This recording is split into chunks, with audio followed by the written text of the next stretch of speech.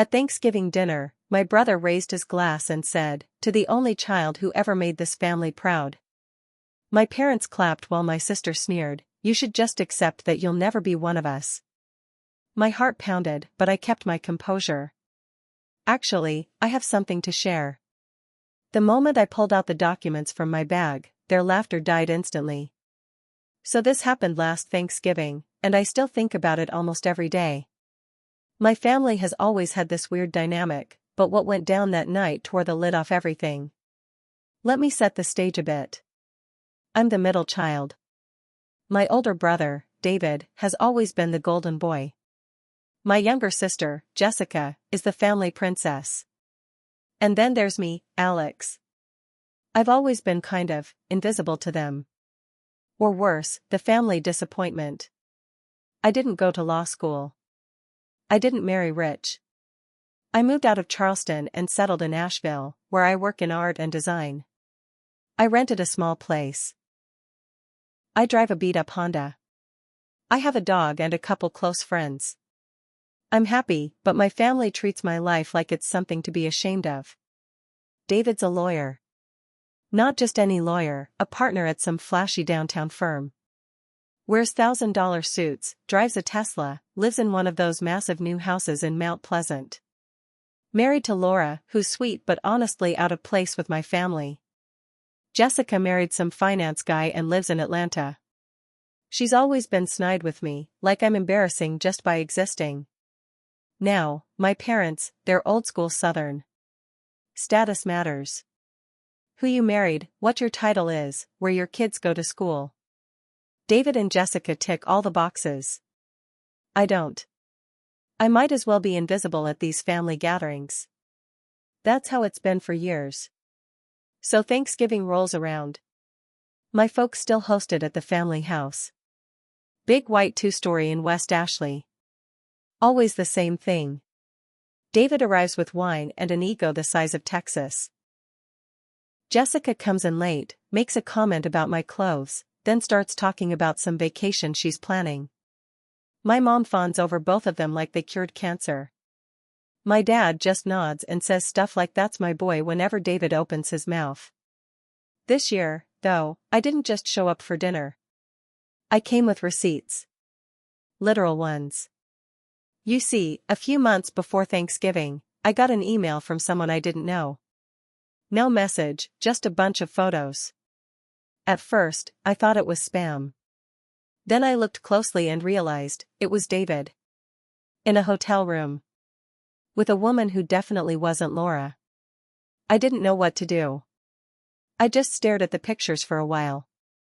I felt sick. Not because I cared about his marriage, but because he's been put on a pedestal my whole life. This guy who used to shove me into walls as a kid, who once told my prom date I was emotionally unstable as a joke, this is the guy my parents worship. And here he was, having a full-blown affair. I sat on it for a while. I didn't tell anyone. But then I started thinking, if this is who he really is, what else is going on? So I did something I never thought I'd do. I hired a PI. Cost me a lot of money I didn't really have. But I wanted the truth. I needed to know who he really was, especially if I was gonna sit through another dinner listening to how David just made partner and David just bought a boat. The PI found out a lot more than I expected. David wasn't just cheating. He was using company money to fund it. Hotel stays, gifts, flights, all run through his firm's accounts. He had this paralegal, Rachel, 10 years younger than him, who he was basically treating like a second wife. She had a condo he was paying for. And according to the investigator, there were whispers at his office that the firm was already suspicious. I just sat there eating quietly. I waited. Then came the toast. David stood up, glass in hand. Everyone quieted down. He cleared his throat and said, "To the only child who ever made this family proud." I felt my face go hot. My mom clapped. My dad smiled. Jessica raised her glass and added, "And to the rest of us, well, maybe accept that you'll never be one of us, Alex." She laughed. David smirked. My parents chuckled. Even Laura looked uncomfortable. That's when I stood up. I didn't say much. I just said, actually, I have something to share. Everyone looked at me like I'd grown a second head. I pulled the folder out of my bag and dropped it on the table. It landed with a solid thud. I flipped it open and pushed it toward my parents. This is what your proud son's been doing behind your back, I said, calm as ever. Nobody moved. My mom picked up the first photo. Her hand started shaking. My dad leaned in, frowning. David went pale. Jessica looked confused, then curious. I watched her face change as she started reading. This is fake, David said, reaching for the papers. I slapped his hand away. Nope. That's a copy. Originals are with my lawyer. Want to keep going? He stood there frozen. Laura slowly took the folder and started reading. I'll never forget the way her face dropped. Total shock. She looked at David, tears already forming. Jessica suddenly wasn't smirking anymore. My dad looked like he was going to have a heart attack. My mom kept saying, this can't be right. This can't be right. But it was.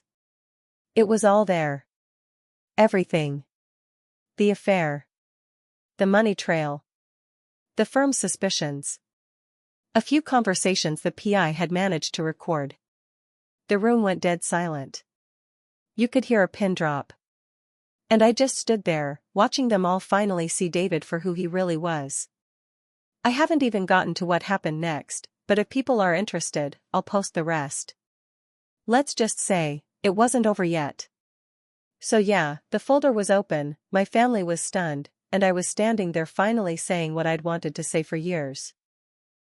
I thought that moment would feel like a victory.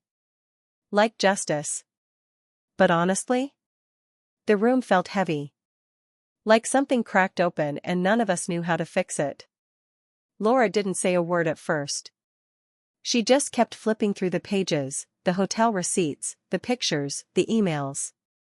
Her eyes were red, but she wasn't crying. Not yet. Then she looked up at David and asked in this really soft voice, "How long?" David didn't answer. "How long?" she repeated, louder this time. He finally muttered, "It's complicated." That's when she threw the folder at him. It hit his chest and dropped to the floor. She stood up, grabbed her purse, and said, "I'm not staying here with him. I'll be at my sister's." Then she turned to me and said, "Thank you." No one said anything as she walked out the door. My parents still hadn't moved. I sat back down and just started eating again, slowly, like nothing had happened. The stuffing was cold. David stood there looking lost. He tried to act like he had it under control, like he was gonna spin the situation, but there was nothing left to say. The proof was right there. For once, his words couldn't talk him out of the mess. Then Jessica snapped. "You're a real piece of work, Alex," she said. I looked up. "Sorry, what? You came here to ruin Thanksgiving? To destroy Mom and Dad's night? After everything they'd done for you?" I laughed. "You mean the years of pretending I didn't exist? The years of telling me I was wasting my life while David was literally stealing money and cheating on his wife? Yeah, I'll sleep fine tonight." My mom looked like someone just hit her with a truck. She sat back, staring at her wine glass. For the first time ever, she didn't rush to defend David. She didn't say I misunderstood something or that there must be a reason. She just stared. Jessica grabbed her coat. "I'm not staying here while you play detective, Alex. You're a damn hypocrite." That one caught me off guard. "What the hell are you talking about?" She turned halfway at the door. "You act like you're better than us. Like your little art life makes you pure. But maybe you should check your own skeletons." And she left. Just like that. I sat there, completely thrown. I didn't know what she meant. I hadn't done anything like David. I wasn't married. I wasn't stealing money. What was she talking about? My mom got up and started clearing dishes. She didn't look at me. She didn't say thank you. She just kept moving. I went to the guest room after that. Didn't feel like driving back to Asheville that night. My head was spinning. Then came the twist. Around midnight, I was lying on the guest bed, trying to figure out what Jessica meant, when I heard a knock on the door.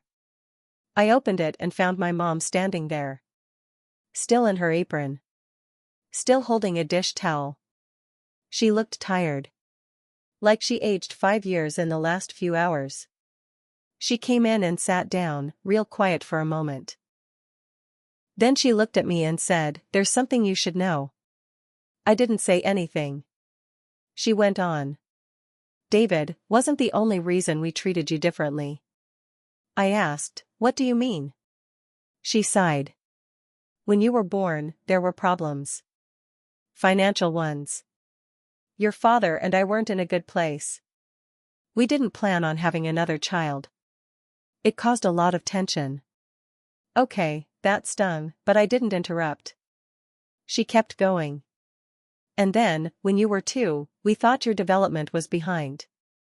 You didn't speak for a long time. The doctors said you might need special schooling. That you might never catch up. We were scared. We were ashamed." My chest started tightening. She said, "We weren't fair to you. We put all our hopes on David. On Jessica. We thought if they succeeded, it would make everything okay. But it wasn't fair. We failed you." I didn't know what to say. Then she dropped this: "Jessica has always resented that we pit her against David. She turned that resentment on you. She said she was going to tell you something tonight, about your father." That stopped me cold. "What about Dad?" She looked at me, eyes glossy now. "It's not my place. But I think it's time he told you. It's about before you were born." I couldn't even process that. There were layers here I never saw coming. And I hadn't even scratched the surface. I barely slept that night. The next morning, my dad came back. He sat down at the kitchen table like nothing happened. Poured coffee. Looked tired, but calm. I sat down across from him and said, "Mom said you have something to tell me." He didn't flinch. He said, "Yeah. I guess it's time." I braced myself. What he told me next changed everything. So I'm sitting there the morning after Thanksgiving, across from my dad in the kitchen. The house is dead quiet. Cold leftover pie on the counter, dishes still in the sink.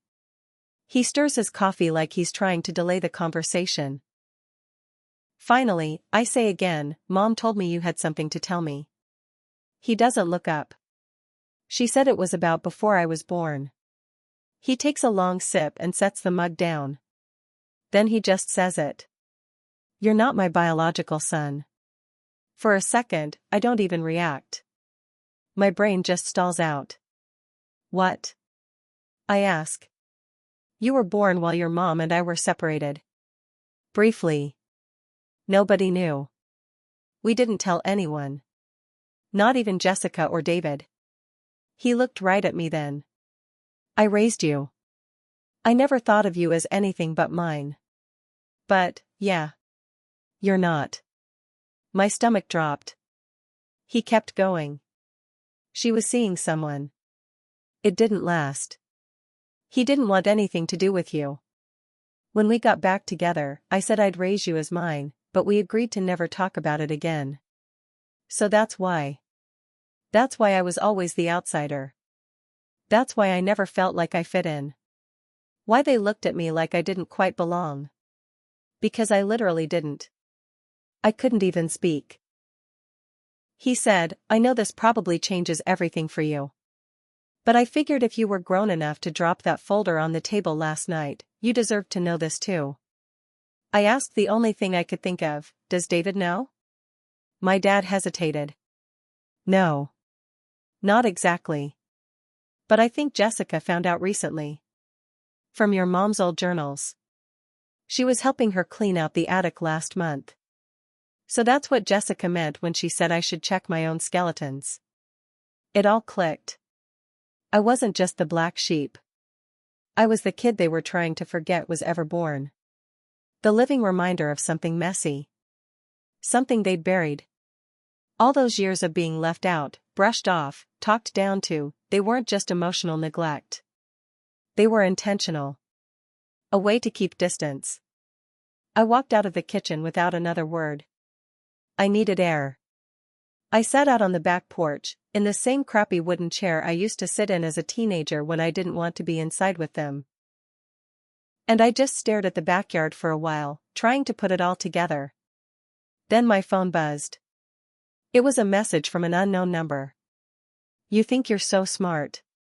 But you don't know the whole story. He's not the only one cheating. There was a photo attached. It was grainy. Looked like it was taken from a parking garage. But it was definitely Jessica. And the man she was with? Was not her husband. He had his hand on her waist. They were laughing, leaning close. Looked way too familiar. I stared at it for a minute, stunned. Before I could even react, another text came in. Let's see how you handle Thanksgiving truth bombs. No name. No number I recognized. I wasn't even sure I wanted to stop it. Then came the knock at the door. It was Laura. David's wife. Still wearing the same coat from the night before. Eyes red, no makeup, face drawn like she hadn't slept. She walked right in and said, I need to talk to you. Alone. I led her to the porch. She didn't sit. Just stood there, arms crossed, like she was holding herself together with string. She said, David called me last night. Said the folder was fake. Said you made it up. I scoffed. Did you believe him? No, she said flatly. But I need to know, are you telling me everything? I nodded. You saw the files. You saw the receipts. She looked at me hard. Not just about David. About you. Because something tells me, this family has more secrets than it wants to admit. That's when I realized something. Laura didn't just come to talk. She came with a plan. I want to get a full copy of that file, she said. I'm filing for divorce.